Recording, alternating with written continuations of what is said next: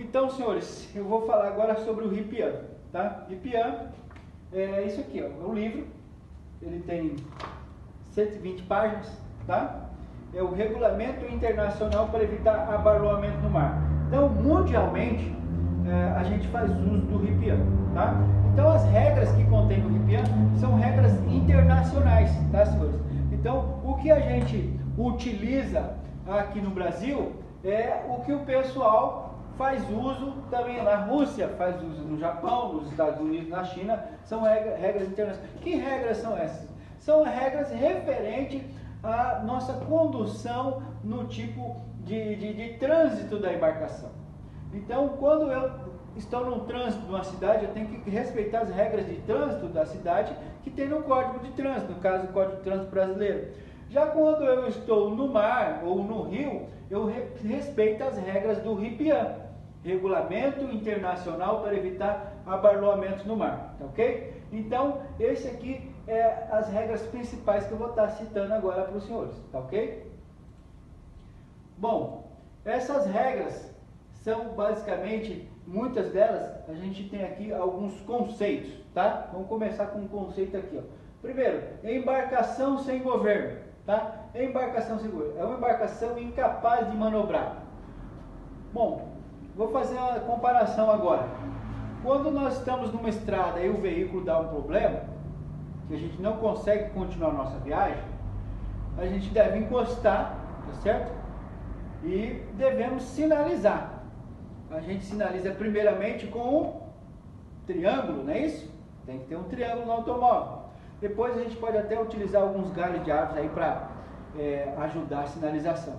Às vezes, se for noite também, vamos ligar o pisca-alerta, ok? Então, essa é uma regra comum entre a gente. E na embarcação, como é que funciona? Tá? Então, funciona assim. Quando o barco tem mais de 12 metros de comprimento, ele é obrigado a ter um mastro. E neste mastro, ele é obrigado a exibir o que a gente vai mostrar aqui agora. Tá? Esse mastro que a embarcação vai exibir, tá? Embarcação com mais de 12 metros, ela vai ter um mastro, tá? Então, nesse mastro, durante o dia, se a embarcação estiver navegando, der uma pane, ele vai exibir duas esferas na cor preta. Senhores, isso aqui é pergunta de prova, tá? Então, chama a atenção o seguinte, às vezes o cidadão fala assim, poxa, eu piloto tão bem, conheço todo o meu rio, eu faço cavalinho de pau, faço tudo e tal. Bom, fiz a prova do Arraiz, não passei. Por que será que ele não passou? Né? São vários motivos, mas um dos motivos bem provável é que ele não se atentou à preocupação da Marinha. A preocupação da Marinha é a gente conhecer a sinalização, conhecer as regras. Ela não está preocupada se você navega muito bem no riozinho da sua cidade, porque cada rio é um rio. Então você não tira a habilitação de Arraiz para habilitar-se somente no seu rio. Então você tem que ser capaz suficiente de entender quais são as regras do RIPIAN, que vai ser utilizada no seu rio, no Rio Paraná, no Rio Paraguai, na Lagoa dos Patos, Baía de Guanabara, no Rio Amazonas. Então essa mentalidade que a gente tem que ter. Então a gente está fazendo um curso para a gente tentar fixar e entender isso daí, tá? Então a regra do RIPIAN diz, quando o meu barco tiver mais de 12 metros, menos de 12 metros é dispensável. Mais de 12 metros ele é obrigado a ter um mastro, e eu tiver uma pane que eu ficarei incapaz de manobrar, o motor não funciona, eu estou sem governo, então eu vou exibir duas esferas pretas. Ah, mas como é que é isso? Eu vou ter que improvisar? Não. Assim como o nosso carro é obrigado a ter chave de ter o triângulo, chave de roda, step, um barco com mais de 12 metros é obrigado a ter em pronto uso essas duas esferas. Aí o comandante vai pegar, vai içar essas duas esferas pretas no mastro, tá? Então, quem passar ao largo vai ver que você está sem governo, está incapaz de manobrar. Veja bem, você não está parado. Numa situação dessa, você está sendo arrastado pelo vento ou pela corrente. Porque se você estiver parado com a sua âncora, você vai estar fundeado. Aí já é outro sinal. Inclusive, quando o barco está fundeado, é uma única esfera preta. Aqui não, você está sendo arrastado pelo vento, pela corrente, você está sem governo. Então são duas esferas. Isso durante o dia. Porque se for à noite, nós vamos sinalizar com duas luzes encarnadas. Duas luzes encarnadas ou duas luzes vermelhas, que é a mesma coisa. Notem que essas duas luzes vermelhas, uma fica sobre a outra. Então aí nós estamos identificando que o barco está sem governo à noite. Pergunta de prova: como é que eu identifico uma embarcação sem governo à noite? Através de duas luzes encarnadas. Ok? Uma sobreposta à outra. Ou, pergunta pode vir diferente: você está navegando e avistou duas luzes encarnadas em uma embarcação, uma sobreposta à outra. O que significa? Que sinal que ela está querendo me informar? Bom, eu vi duas luzes encarnadas, uma sobre a outra, é porque o barco está sem governo, incapaz de manobrar. Bom, então tem durante o dia duas esferas, durante a noite duas luzes. Imaginem os senhores navegando com uma situação de má visibilidade, com visibilidade restrita. O que é isso? É quando tem a presença de uma chuva forte, um nevoeiro, fumaça muito densa e a gente não consegue enxergar longe. E se eu passar por uma situação de pane, ficar sem governo, eu vou ter que acender as duas luzes de embarcação sem governo e, além disso, vamos fazer uso dos apitos. Lembra que a gente comentou sobre os apitos? Aquele instrumento sonoro da embarcação? Que ele pode ser um apito longo ou pode ser um apito curto.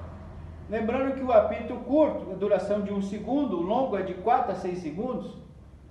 Esses apitos eles podem ser combinados para estar informando situações diferenciadas.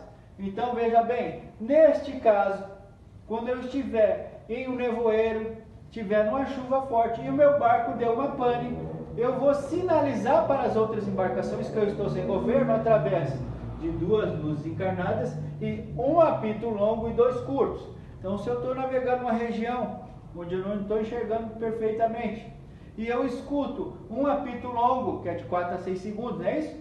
E dois curtos, que é de 1 segundo cada um, nós então estamos diante de uma embarcação sem governo. Como essa situação que eu estou dizendo aqui, nós temos N situações, né, na nossa apostila. Eu chamo a atenção para os senhores verificarem a respeito lá, vocês vão ver, uma embarcação exibindo 3 luzes verdes. Vamos folhear a apostila para frente e vão ver 3 luzes verdes dispostas em formato de triângulo. E isso aí é uma embarcação em operação de remoção de minas. Já foi perguntado, 3 luzes verdes de embarcação, operação de remoção de minas. É operação de guerra, tá? Não está removendo instrumento de guerra. Bom, foi perguntado uma embarcação exibindo uma única esfera, embarcação fundeada, isso durante o dia. Porque se for à noite, ela vai usar a luz branca. Tá? Se ela tiver mais de 50 metros, é uma luz branca na proa, outra luz branca na popa. Tá? Então, eu chamo a atenção para isso aí. Embarcação sem governo. Aí nós temos lá uma outra situação, a embarcação exibindo um cilindro. Tá? Depois nós temos lá a embarcação exibindo 3 esferas pretas. Então a gente vai ver essa sequência. Eu chamo a atenção para isso, para os senhores darem uma olhada nesses itens que eu estou passando para os senhores aí, ok? Bom, agora aqui, esse aqui, ó, um outro exemplo, embarcação com capacidade de manobra restrita. Uma encarnada, uma branca e uma encarnada, tá? Neste caso, exibe também boreste bombordo, porque o que é restrito? Ela consegue fazer com dificuldade, consegue navegar com dificuldade, então ela está restrita. Já a outra, ela não está navegando, ela está sendo empurrada pela maré, ou pelo vento, ou pela correnteza do rio, ok? Chama atenção lá, vocês vão ver, uma embarcação exibindo um cone um cone com o vértice voltado para baixo. É o veleiro, barco a vela, quando fazendo uso do motor, porque assim, o barco a vela, às vezes quando o vento está bom, ele só usa a vela, mas às vezes quando acaba o vento, para ele não ficar ali a deriva também, sem governo, aí ele liga o motorzinho de popa dele e sai. Nessa situação que ele ligou o motor de popa, ele é obrigado a exibir um cone com vértice voltado para baixo, que é para todo mundo ver que ele está usando o motor. Mas para que isso? É porque é o seguinte, senhores, quando um barco a vela está navegando e tem um barco a motor por perto, o barco a vela, por ter dificuldade de navegar, porque ele depende do vento, então o barco a motor tem que dar passagem para ele, porque ele tem dificuldade. Mas se ele estiver usando o motor, então fica par a par. Então os dois são o motor, então o barco a vela perdeu a prioridade, tá ok? Então por isso que ele tem que exibir que está com o motor, para ficar claro que ele perdeu a prioridade.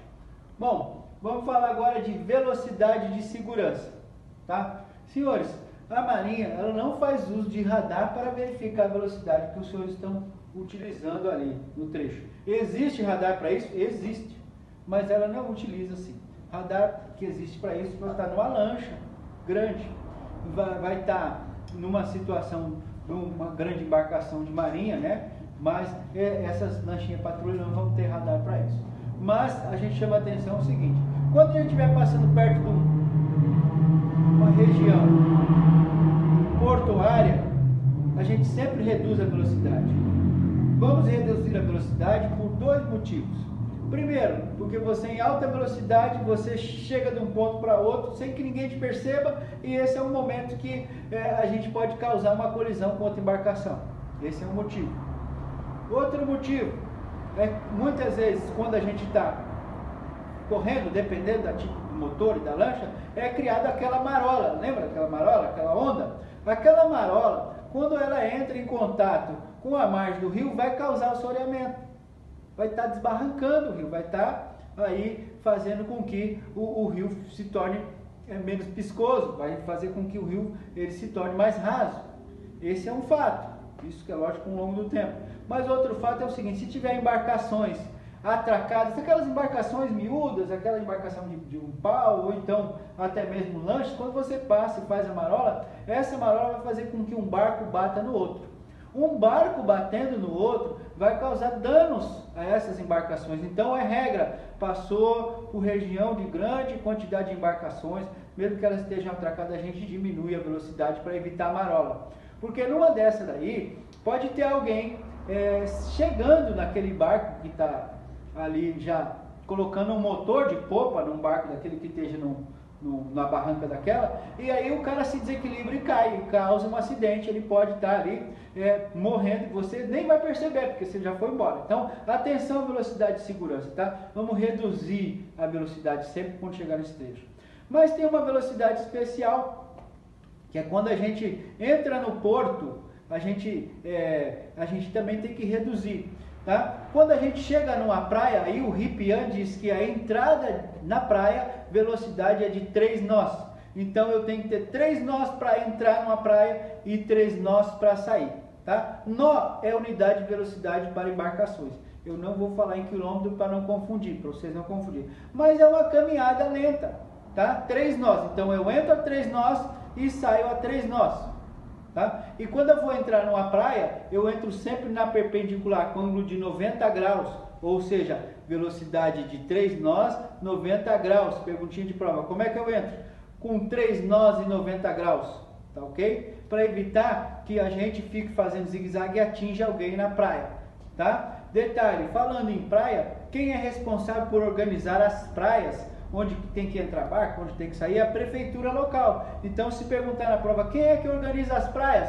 A prefeitura local com o aval da Marinha, tá ok? Então, atenção a esse detalhe. Outro detalhe é o seguinte: eu venho a 200 metros de distância já numa linha reta, quando o barco é a motor. Quando o barco é a remo ou a caiaque, eu venho a 100 metros de distância fazendo essa perpendicular aí, tá ok? Então, olha aí a marola que eu comentei com os senhores, tá? É perigosa a marola, tá? Que vai atingir os outros barcos. Inclusive, quando a gente encarar uma marola dessa, devemos cortar ela, né? De 90 graus, tá?